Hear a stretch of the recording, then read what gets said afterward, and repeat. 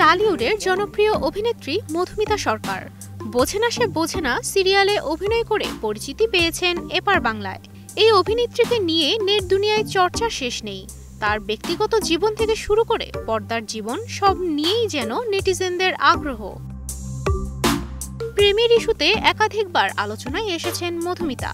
কার সঙ্গে প্রেম করছেন টালিউডের এই সুন্দরী, এই প্রশ্নের উত্তর খুঁজেছেন অনেকেই। সৌরভের সঙ্গে বিচ্ছেদের পর প্রেমের ইস্যুতে মুখে কুলু পেটেছিলেন তিনি, তবে মুখ খুলেছেন গেল বছরের শেষের দিকে।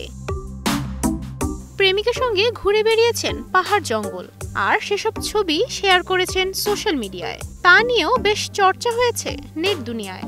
গুঞ্জন উঠেছিল প্রেমিক দেব মাল্যকে বিয়ে করছেন মধুমিতা। সেই গুঞ্জনই এবার সত্যি হয়েছে। অভিনেত্রী নিজেই জানিয়েছেন 7 পাকে বাঁধার খবর। ভারতীয় সংবাদ মাধ্যমকে মধুমিতা জানান দেবমাল্য চক্রবর্তীর সঙ্গে মালা বদল করবেন তিনি, কিন্তু কবে এই বিষয়ে পরিষ্কার কিছুই বলেননি। অভিনেত্রীর ভাষায়, আমি বিয়ের তারিখটা এখনই জানাতে চাইছি না, এটা একটু আড়ালে রাখতে চাইছি, কিন্তু খুব শিগগিরই আমার বিয়ে।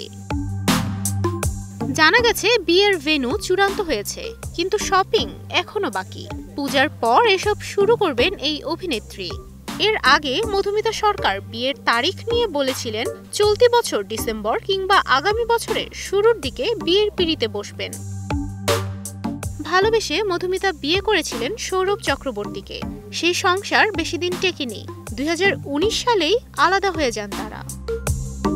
তুবাইশী বুশরা, স্টার নিউজ।